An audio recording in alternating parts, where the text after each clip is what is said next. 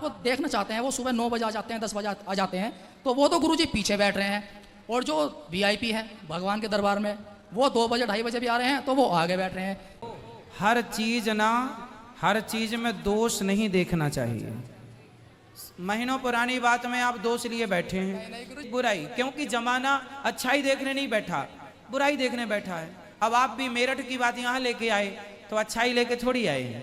ये तो ऐसी बात हो गई गुरुजी जैसे जले पर नमक छिड़क दिया हो। गुरुजी, एक भक्त आपसे इतना प्रेम कर रहा है और आप कह के जा रहे हो कि मिलन आज तक था हमारा तुम्हारा। जब आप सबको त्याग दो और संत बन जाओ, जब संत बन ही गए हो, सब त्याग दिया, तो फिर गुस्सा क्यों करते हो? राधे राधे प्रिय भक्तों, स्वागत है आपका आज के इस वीडियो में। आज के इस वीडियो में हम देखेंगे कि जब एक व्यक्ति महाराज जी से भिड़ गया और महाराज जी से प्रश्न पर प्रश्न करने लगा और किसी का नंबर ही नहीं आने दे रहा, तब प्रिय भक्तों महाराज जी ने इस व्यक्ति को किस प्रकार से समझाया, चलिए देखते हैं यह वीडियो।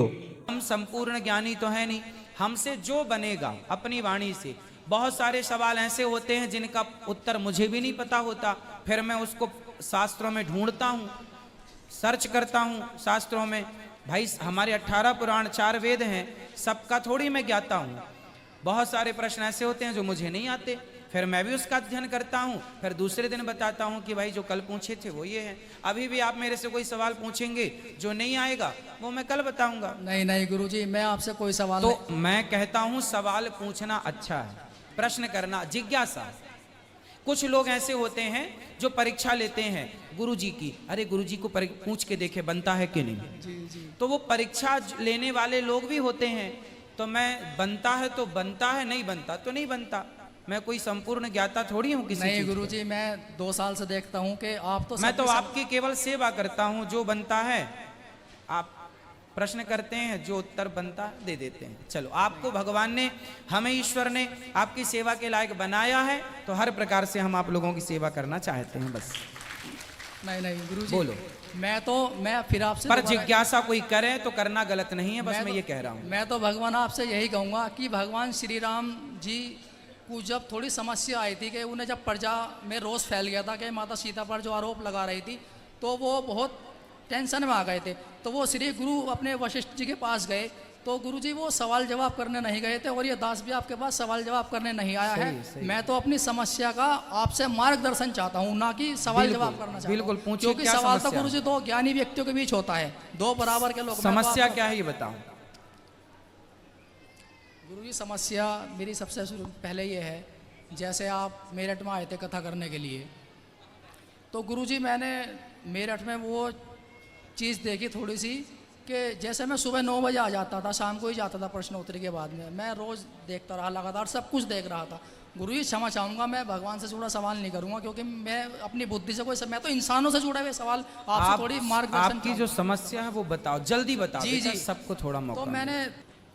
तो गुरुजी मुझे एक चीज़ वहाँ पर समझ में नहीं आई कि जो लगभग आप ये मानिए कि 100 कुर्सी आगे हैं जाल के आगे, उन 100 कुर्सी के पीछे गुरुजी मैंने वो लड़ाई देखी है वहाँ पर कि जो आपके कार्यकर्ता थे गेट पर वो भी परेशान, और जो भक्त देर से आ रहे थे 1 बजे 2 बजे 12 बजे वो भी भीड़ लगाए मतलब परेशान थे। और जो भक्त गुरुजी आपके ऐसे होते हैं पीछे कि जो अपना सब कुछ छोड़कर केवल आपको देखना चाहते हैं, वो सुबह 9 बजे आ जाते हैं, 10 बजे आ जाते हैं, तो वो तो गुरुजी पीछे बैठ रहे हैं। और जो वीआईपी है भगवान के दरबार में, वो 2 बजे 2:30 बजे भी आ रहे हैं, तो वो आगे बैठ रहे हैं। जबकि मैंने ये, आप कहाँ बैठते थे, आगे या पीछे? गुरुजी पहले ये बताओ, आप कहाँ बैठते थे, वहाँ आगे या पीछे? मैं तो गुरुजी आगे ही बैठता था। तो आप वहाँ वीआईपी थे? नहीं गुरुजी, मैं तो जब आप वीआईपी नहीं थे और आप आगे बैठते थे, तो उसी तरह वहाँ पर पानी में लोग खड़े थे, वहाँ कोई वीआईपी गिरी नहीं थी। नहीं वो तो आपकी बात, वहाँ सब पानी में बैठ के कुर्सी में पानी में सुन रहे थे। पर मैंने वो दृश्य देखा गुरुजी। बेटा देखो, हर चीज में दोष नहीं देखना चाहिए। महीनों पुरानी बात में आप दोष लिए बैठे हैं। कोई वहां पर तो केवल वहां पर तो जो कथा कराने वाले यजमान थे वो भी बेचारे पानी में घुस के कथा सुन रहे थे, पानी में बैठे। तो मैंने देखा, वहां कोई वीआईपी गिरी थी ही नहीं। और वीआईपी कुछ नहीं होता बेटा, जी जी, वीआईपी कुछ नहीं होता, केवल व्यवस्था होती है। अब जैसे यहाँ भी हम लोगों ने यजमानों के बैठने की व्यवस्था अलग की है। क्यों की है? क्योंकि भीड़ में कोई चोर भी घुस सकता है। यजमानों के वो नाचने में लगे हैं, वो भाव में डूब रहे हो, कोई पर्स लेके भाग जाए, कोई चैन लेके भाग जाए, कोई उनका कुछ चुरा ले, तो इन सब की भी जिम्मेदारी होती है हम सबकी कि हम आप लोगों की इस प्रकार की सुरक्षा भी करें, क्योंकि इस भीड़ में कौन चोरी करने बैठा है, कौन आपका मोबाइल निकालने बैठा है। तो थोड़ा सा एक मर्यादा है कि मर्यादा की जो लक्ष्मण रेखा है ना, वो रेखा मर्यादा की रेखा है ना। यजमान कार्य कराता है तो उसे सुरक्षा भी तो देखना पड़ता है ना। घर में सब प्रकार के, अब बहन बेटियां बैठी हैं और यदि ये मर्यादा की लकीर नहीं होगी तो कोई शराबी आके कोई बहन बेटी के बगल में बैठ जाए और वहीं नाटक नौटंकी करने लग जाए तो कौन जिम्मेदार होगा। तो आप देखो बेटा, हर चीज में दोष नहीं होना देखना चाहिए, दोष देखना अच्छा नहीं होता।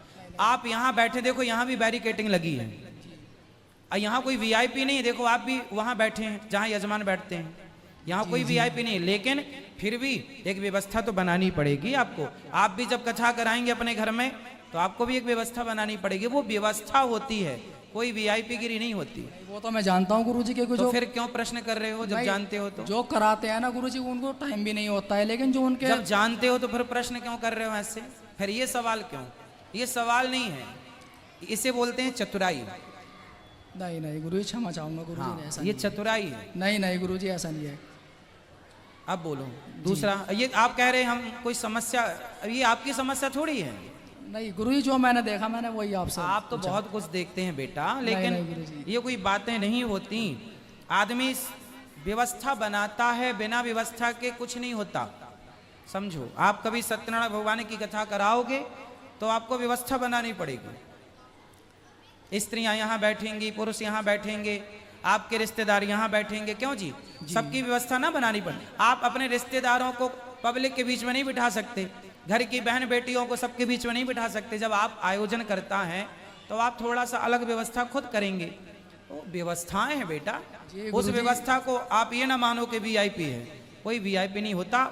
मेरठ में तो सारे लोग, पानी में कुर्सियां लगी थी, जहां बैठे थे पानी, कुर्सियों के ऊपर पानी आ गया था, मतलब यहाँ बैठे। गुरुजी मैंने खुद 7 दिन तक पानी में बैठे, लेकिन उसमें भी आपको दोष दिखाई पड़ रहा है। नहीं नहीं गुरुजी, मुझे कोई दोष नहीं दिखाई दे रहा। मुझे तो ये लगा 7वें दिन तो मैं खुद ड्यूटी पे था, मतलब गेट पे मुझे भी लगा दिया था उन्होंने, आपके मतलब जो कार्यकर्ताओं ने। मैंने जो देखा यजमान परिवार के जो थे वो भी मतलब भीड़ में ऐसे आ रहे थे। क्या होता है, बाहर की कक्षाओं में भीड़ इतनी हो जाती है, कई बार के गेट बंद करने पड़ते हैं, क्योंकि यदि गेट बंद नहीं करेंगे तो एक के ऊपर एक गिर करके किसी की प्रकार की अनहोनी हो जाए।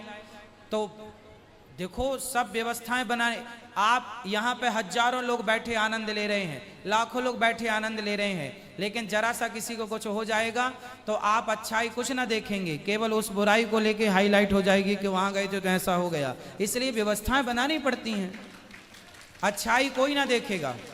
मैं सारी कथा में अच्छी अच्छी बातें सुनाऊं, अच्छी अच्छी ज्ञान की बातें कहूं, कोई ना सुनेगा। पर जरा सा वाणी से कुछ फिसल जाए, मैं कुछ बोलना चाहूँ, कुछ निकल जाए तो लोग उसको काट के, देखो अनिरुद्धाचार्य जी ने ऐसा कह दिया, ये कह दिया। तो वही होता है, 1 लाख अच्छाई आपकी ना देखी जाएगी, एक बुराई, क्योंकि जमाना अच्छाई देखने नहीं बैठा, बुराई देखने बैठा है। अब आप भी मेरठ की बात यहाँ लेके आए तो अच्छाई लेके थोड़ी आए हैं, ये भी बुराई की बात लेके आए। नहीं नहीं गुरुजी, मैं तो कोई बुराई की बात कर ही नहीं रहा हूँ गुरुजी। बेटा चलो कोई दूसरी बात करो। गुरुजी मैं आपसे बहुत प्रेम करता हूँ गुरुजी। प्रेम करते हो जी, तो इसलिए मैं बोल रहा हूँ बेटा कि दोष मत देखो। इस संसार में ऐसा ना कोई स्त्री है, ना कोई पुरुष है, ना कोई बच्चा है, ना कोई बूढ़ा। इस संसार में ऐसा कोई नहीं है जिसके अंदर कोई ना कोई दोष ना हो और कोई ना कोई गुण ना हो। जी गुरुजी। अब देखना हमें है कि हम, अब मैं, आपके अंदर 1 लाख अच्छाई है और आपके अंदर 1 लाख बुराई है। अब वो मेरे पर निर्भर करता है कि मैं आपकी अच्छाई देखूं या मैं आपकी बुराई देखूं।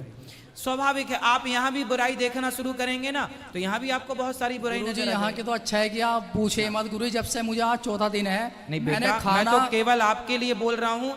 हमेशा बेटा आप अच्छे हो, इसलिए मैं बोल रहा हूँ कि हमेशा अच्छाई पर नजर रखो। गौरी गोपाल रसोई के अतिरिक्त और यदि खाना कहीं बुराई लगे आपको तो आप स्वयं उसे ठीक करो, कार्यकर्ता बन के।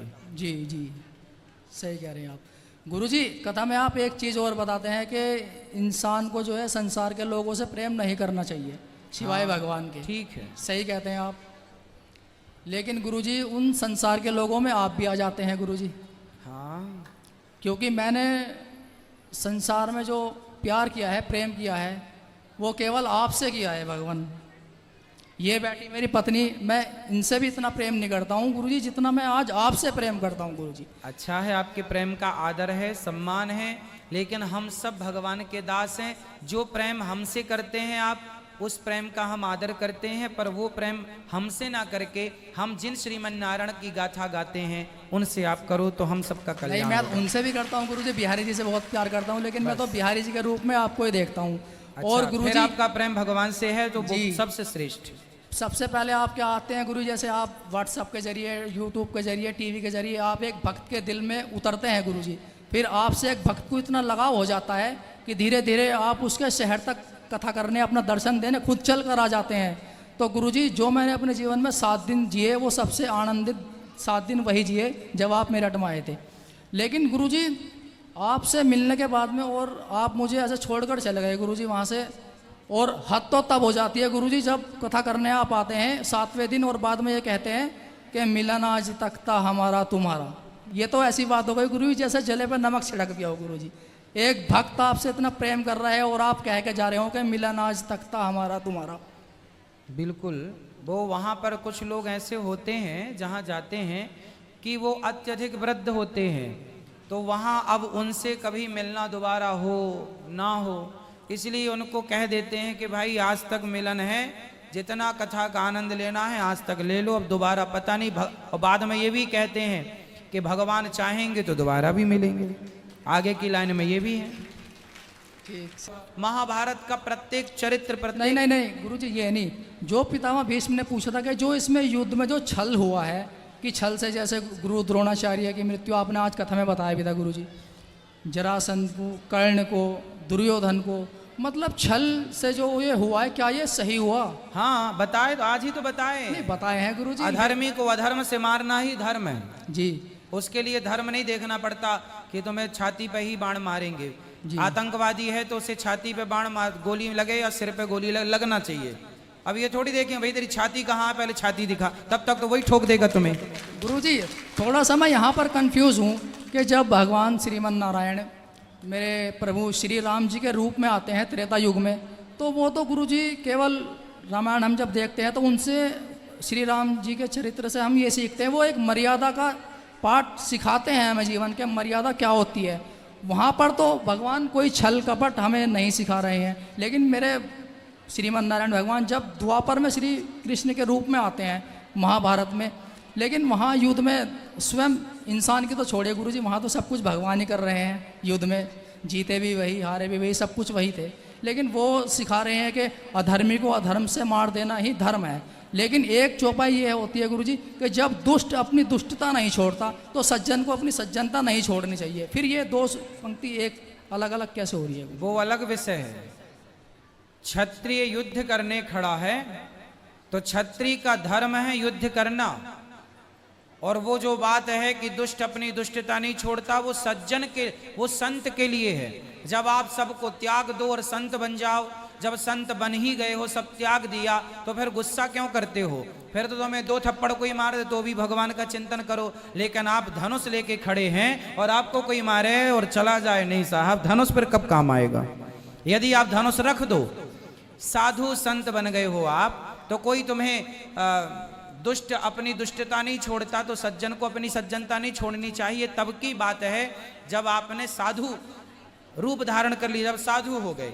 लेकिन आपका कर्म यदि क्षत्रिय, युद्ध भूमि में खड़े हो, अब युद्ध भूमि में खड़े हो और दुर्योधन बाण चला रहा है और आप कहें वहां पे नहीं जी, भरी सभा में द्रौपदी की साड़ी खिंच रही है और आप कहें नहीं जी, दुष्ट अपनी दुष्टता नहीं छोड़ता, तो हम भी सज्जन हैं। ठीक है दुर्योधन, तुम उतारो हमारी पत्नी के कपड़े, हम सज्जन हैं, हम बैठे तमाशा देखेंगे। क्यों? नहीं गुरुजी, यही करते ये आपके हिसाब से? नहीं नहीं गुरुजी, ऐसा नहीं है। इसका तो यही अर्थ हुआ। नहीं नहीं गुरुजी, भगवान श्री राम तो वहां पर जो सही था, अर्जुन का युद्ध करना सही था तो युद्ध किया। भगवान ने मार्गदर्शन दिया है, भगवान मार्गदर्शक हैं, भगवान ने युद्ध नहीं कराया। भगवान तो रोकने गए थे, 5 गांव दे दो शांति दूत बन के। जी भगवान ने थोड़ी कहा कि तुम युद्ध करो, लड़के मर जाओ। भगवान ने थोड़ी बोला था कि तुम जुआ खेल लो, जुआ वो खेलें। द्रौपदी की साड़ी भगवान ने बोला था कि तुम इसके कपड़े उतार दो, जुआ वो खेलें, द्रौपदी की साड़ी वो उतरवाएं, है ना। और फिर आप आरोप किस पे लगा रहे हैं कि भगवान छल कर रहे हैं। तो दुर्योधन ने जो छल किया द्रौपदी के साथ, आप उसे छल नहीं मानते? नहीं गुरुजी, बहुत बड़ा छल था फिर वो तो। भगवान ने तो छली को छल से मार के ठीक किया। नहीं वो आपकी मैं सहमत हूँ गुरुजी कि ठीक किया, लेकिन प्रभु श्री राम, मैं थोड़ा सा यहाँ कंफ्यूज होता हूँ कि जब बेटा, रावण युद्ध करने आया था तो वो युद्ध में हार गया था। भगवान है जी। भगवान का हर निर्णय स्वीकारनीय है। जी वो तो मुझे पता है कि इसलिए फिर भगवान पर जब प्रेम भगवान से है जी जी तो फिर भगवान पे कोई किंतु परंतु नहीं होना चाहिए। नहीं, मुझे और कोई वो किंतु आप सब जानते हैं, आपको सब पता है, कथा आप सुनते हो, सब स्पष्ट है, लेकिन फिर भी आप किंतु परंतु लिए बैठे हैं। इस किंतु परंतु को त्याग दो, इससे गति नहीं है। जो सही है उसे सही मानो। भगवान कृष्ण सही है, अर्जुन सही है, दुर्योधन गलत है। अब आप उसे कह रहे हैं वो सही है, कैसे सही होगा? उस दुर्योधन का साथ देने वाले जितने लोग हैं सब गलत हैं, चाहे कोई भीष्म पितामह भी गलत है। क्यों जरूरत थी साथ देने की? सही बात है गुरु। गलत का साथ जो देगा वो गलत है, चाहे पितामह भीष्म हो, चाहे गुरु द्रोणाचार्य हो, चाहे कर्ण हो, चाहे शकुनी हो, चाहे कोई हो, कृपाचार्य हो, चाहे अश्वत्थामा हो, चाहे मैं भी हूं। यदि मैंने साथ दिया दुर्योधन का तो मैं भी गलत हूं। मैं भगवान का साथ दूं, मैं अर्जुन का साथ, मैं उनका साथ दूं जिनके साथ भगवान खड़े हैं। वो गलत हैं तो गलत को गलत कहो ना। अब आप ये कह रहे हैं कि भगवान ने छल किया, भगवान ने थोड़ी कहा था कि तुम अभिमन्यु को मार दो। यहाँ पर गुरु भगवान ये कह रहे हैं ना कि निर्मल मन जन सो मोहि भाव पावा, हाँ। मोहे कपट छल छिद्र न भावा। हाँ तो भैया सुनो, सबसे सब प्रकार की बातें नहीं की जाती ना। निर्मल मन, ये बात भगवान ने किससे कहा है? जंगल में जब राम जी गए तो जंगल के कोल भील दोने में फल लेकर के आए। राम जी से कहा कि प्रभु हम तो जंगल के कोल भील हैं, हम तो आपकी पूजा करना नहीं जानते, क्या आप हमारे हाथ से खाओगे? भगवान बोले जरूर खाएंगे, हम तो तुम्हारे प्रेम के भूखे हैं, है ना। तो जो आदमी जैसा है उसके साथ वैसा ना व्यवहार किया जाएगा। अब सामने वाला शरण में पड़ा है तो राम जी गले लगाएंगे, और रावण खड़ा है तलवार लिए धनुष लिए तो उसे गले ना लगाएंगे साहब। जो जैसी भाषा समझेगा उसे उस भाषा से समझाया जाएगा। जी जी गुरु जी। नहीं बातों से समझे दो, बातों राम जी के पास बातें हैं कि भाई बातों से मान ले तो मैं गले लग, बातों से मान गया। सुग्रीव विभीषण शरण में आए तो लंका का राजा बना दिया, और नहीं माना तो जला के राख कर दिया रावण को। आज तक पुतले जलते हैं। जी वो गुरु जी सही कह रहे हैं आप। मैं तो यहाँ थोड़ा सा कंफ्यूज था कि जैसे रावण निहत्था हो जाता है एक बार युद्ध में आकर के शाम के समय, तो भगवान राम कह देते हैं कि हम निहत्तों पर वार नहीं करते, वो चले जाते हैं रावण। दूसरा ये है, सबको दे दो अब मौका। हाँ तो प्रिय भक्तों, आपने देखा कि महाराज जी ने कितने अच्छे तरीके से इस व्यक्ति को समझाया। प्रिय भक्तों, आपको यह वीडियो कैसा लगा कमेंट बॉक्स में अपनी राय जरूर देना। अगर वीडियो पसंद आया हो तो कृपया वीडियो को लाइक एवं चैनल को सब्सक्राइब जरूर कर लेना। चलिए चलते हैं, अगले वीडियो में फिर मिलेंगे। तब तक के लिए जय श्री सीताराम, जय श्री राधे श्याम।